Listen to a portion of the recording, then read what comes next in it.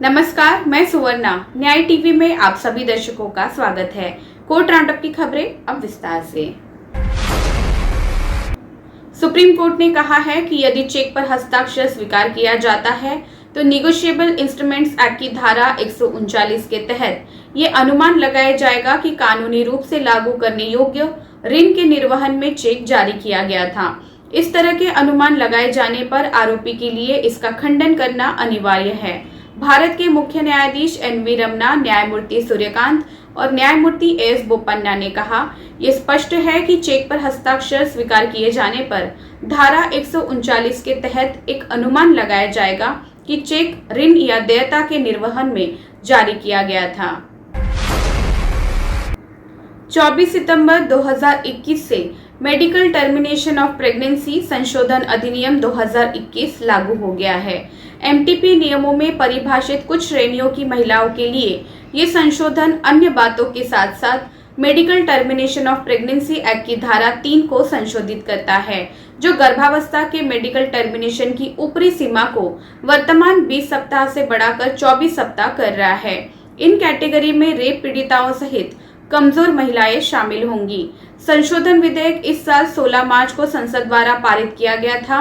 विधेयक के साथ संलग्न किए गए उद्देश्यों और कारणों के विवरण में इस प्रकार कहा गया है, समय बीतने और सुरक्षित गर्भपात के लिए चिकित्सा प्रौद्योगिकी के प्रगति के साथ विशेष रूप से कमजोर महिलाओं और गर्भावस्था में देर से पता चलने वाले पर्याप्त भ्रूण विसंगतियों के मामले में गर्भधारण को समाप्त करने के लिए ऊपरी गर्भकालीन सीमा को बढ़ाने की गुंजाइश है। इसके अलावा असुरक्षित गर्भपात और इसकी जटिलताओं के कारण होने वाली मातृ मृत्यु दर और रुग्णता को कम करने के लिए कानूनी और सुरक्षित गर्भपात सेवा तक महिलाओं की पहुंच बढ़ाने की आवश्यकता है।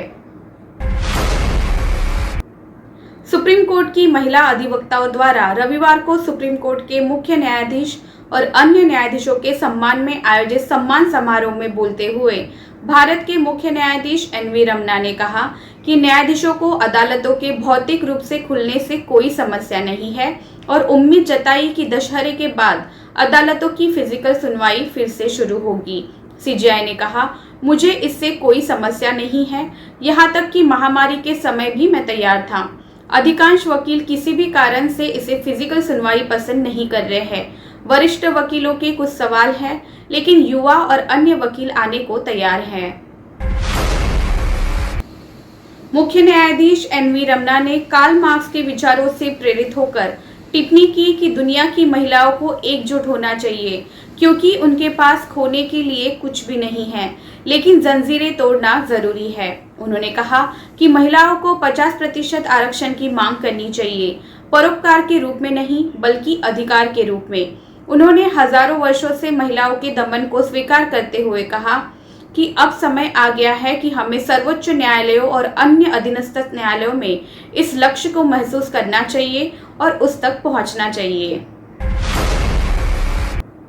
दिल्ली हाईकोर्ट प्रशासन ने पिछले साल सितंबर में हाईकोर्ट के न्यायिक पक्ष को अवगत कराया था कि अपर्याप्त सुरक्षा व्यवस्था के कारण रोहिणी न्यायालय परिसर में पुलिस की तैनाती बढ़ाने की तत्काल आवश्यकता है। हाईकोर्ट एडमिनिस्ट्रेशन द्वारा हलफनामा जुलाई 2019 में वकील कुंवर गंगेश सिंह द्वारा दायर एक जनहित याचिका पीआईएल के जवाब में प्रस्तुत किया गया था, जिसमें हाल के दिनों में हुई गोलीबारी की खबरों की बढ़ती संख्या को कम करने के लिए दिल्ली भर में विभिन्न जिला अदालतों की सुरक्षा प्रणालियों को बढ़ाने के निर्देश देने की मांग की गई थी। उक्त याचिका अभी भी हाईकोर्ट में विचाराधीन है।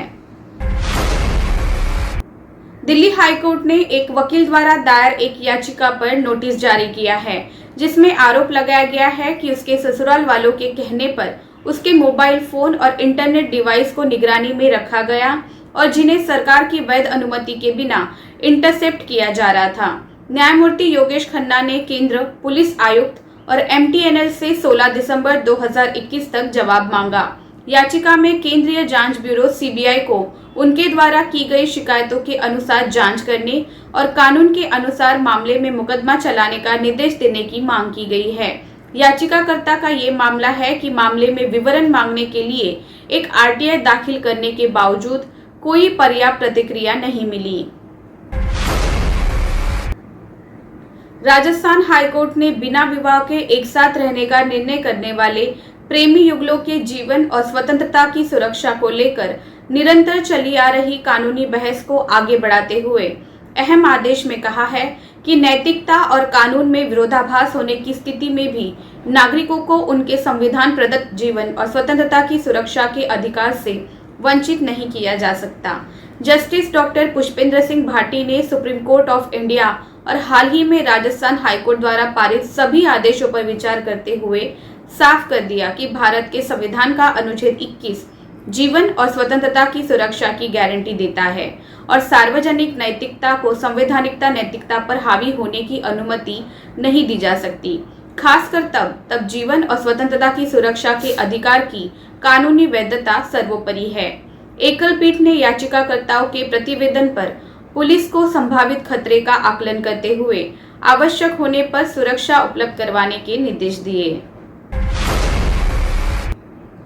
उड़ीसा हाईकोर्ट ने हाल ही में एक आपराधिक मामले की जांच कर रहे जयपटना पुलिस थाने के जांच अधिकारी पर केस डायरी पेश न करने पर 50,000 रुपए का जुर्माना लगाया। न्यायमूर्ति एस पूजाहारी की खंडपीठ ने जांच अधिकारी को संबंधित जिला विधिक सेवा प्राधिकरण के समक्ष राशि जमा कराने का निर्देश दिया है। हाईकोर्ट ने इससे पहले 8 सितंबर 2021 को पुलिस अधीक्षक कालाहांडी को मामले की केस डायरी पेश करने और जयपटना थाने के जांच अधिकारी के खिलाफ कार्रवाई कर इस संबंध में रिपोर्ट दाखिल करने का निर्देश दिया था। इलाहाबाद हाईकोर्ट ने 4 आजीवन दोषियों की अपील को खारिज करते हुए इस तथ्य का न्यायिक नोटिस लिया कि पुलिस अक्सर उस व्यक्ति को फंसाती है जो हत्या या दुर्घटना से जुड़े अपराध की रिपोर्ट करता है। कार्यवाहक मुख्य न्यायाधीश मुनीश्वर नाथ भंडारी और न्यायमूर्ति जे मुनीर की खंडपीठ ने आगे कहा कि पुलिस अक्सर हत्या या दुर्घटना की रिपोर्ट करने वाले लोगों को फंसाती या हिरासत में लेती है, जिसके चलते लोग निडरता से हत्या के मामलों को रिपोर्ट करने से बचते हैं। संक्षेप में मामला, अदालत 4 व्यक्तियों द्वारा दायर एक अपील पर सुनवाई कर रही थी, जिन्हें हत्या के अपराध के लिए अतिरिक्त सत्र न्यायाधीश बदायूं की अदालत द्वारा दोषी ठहराया गया था और वर्ष 2003 में ट्रैक्टर के पहियों के नीचे रियाजुद्दीन नाम के एक व्यक्ति को कुचलने के मामले में आजीवन कारावास की सजा सुनाई गई थी। अभियोजन पक्ष के मामले के अनुसार 11 नवंबर 2003 को रियाजुद्दीन और उसके पिता एक अन्य रिश्तेदार के साथ तांगे की सवारी कर रहे थे, तभी ट्रैक्टर पर सवार 4 आरोपियों ने उन्हें रोक लिया। दिल्ली हाईकोर्ट ने ये देखते हुए कि संसद पहले से ही इस मामले में हस्तक्षेप कर चुकी है और एक कानून बनाया है, एक मुस्लिम पति द्वारा बिना किसी कारण या अग्रिम सूचना के मनमाना, शरीयत विरोधी, भेदभावपूर्ण और असंवैधानिक के रूप में अपनी पत्नी को किसी भी समय तलाकुल सुन्नत देने के लिए अनुमानित पूर्ण विवेक की घोषणा करने की मांग वाली एक याचिका को खारिज कर दिया। हमें इस याचिका में कोई योग्यता नहीं मिलती क्योंकि संसद पहले से ही हस्तक्षेप कर चुकी है और उक्त अधिनियम को अधिनियमित किया है। अधिवक्ता बजरंग वत्स के माध्यम से दायर याचिका में तलाक उल सुन्नत द्वारा तलाक के संबंध में जांच और संतुलन के रूप में विस्तृत दिशा निर्देश या कानून जारी करने के लिए निर्देश देने की भी मांग की गई थी। इस आशय का एक घोषणा पत्र भी मांगा गया था कि मुस्लिम विवाह केवल एक अनुबंध नहीं है बल्कि एक स्थिति है। बॉम्बे हाईकोर्ट ने डॉक्टर बाबा साहेब अम्बेडकर पर अपमानजनक फेसबुक पोस्ट करने के लिए बुक किए गए अब्दुल रहीम अब्दुल गनी घड़ियाली को जमानत दी।